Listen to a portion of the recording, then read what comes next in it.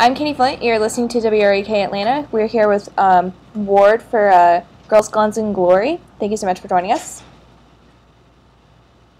Oh, Katie, very good to be here. All right. To get started, how did the band get together? We started up in the Boston area. Project that I began about 6 years ago, and then about 2 years ago, just kind of being in the scene, I met all the guys that make up the current lineup of the band. Just kind of playing similar styles of music and just getting to know each other on the local level. All right. And how would you categorize your music? I call it retro rock and country. It's American rock and roll, and with kind of that, the traditional classic country sound of, the hillbilly boogie artists like Moon Mulligan, or early country guys like Hank Williams or Jimmy Rogers. All right. And just going off of the whole concept of country, how does that affect maybe your image coming into, I know you're going to have a concert coming up in Decatur in a couple of days. How would you, do you think your idea of country will be looked at a different light just from being in the South? I mean, in the Southeast, it's just Georgia, Nashville area, just country being very prominent, I guess, or... Yeah.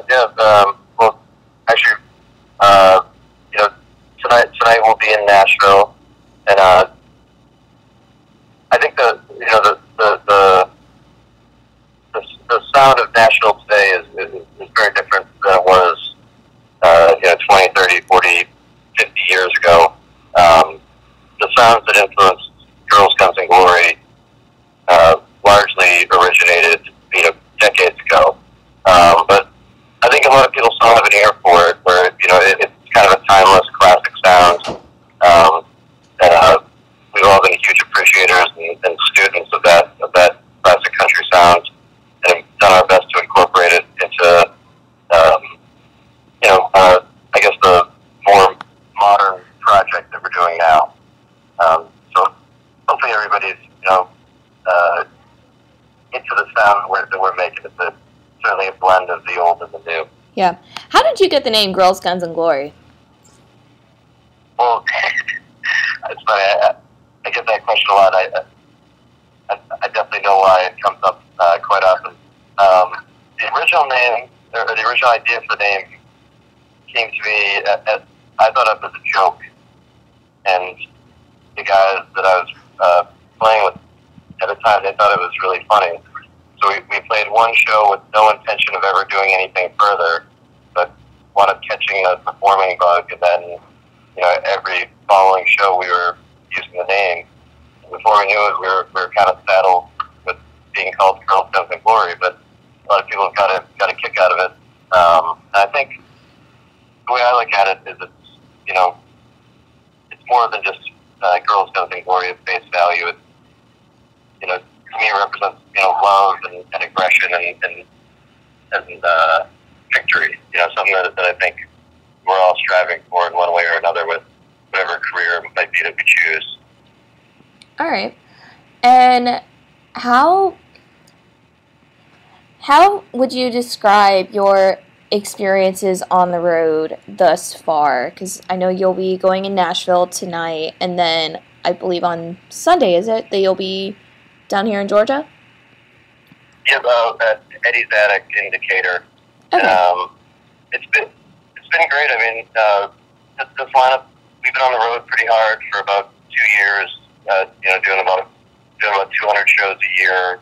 Both here in America and overseas in Europe, and it's really been good. There's a lot of people who really love that classic country, rockabilly sound, and there's been some artists lately like J.D. McPherson who I think have really helped build a resurgence. People are if that sound ever fell out of favor, I think it's starting to fall back into favor.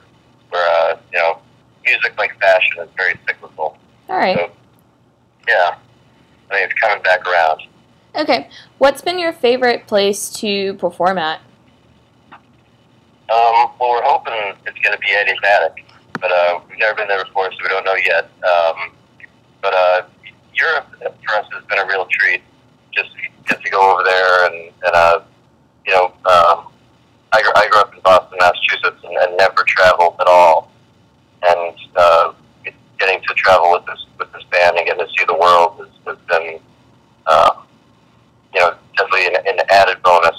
You get to meet a lot of cool people and like-minded people who are always turning you on to new artists. Being very welcoming, I would say. Both in America and Europe. Europe's probably been the biggest surprise.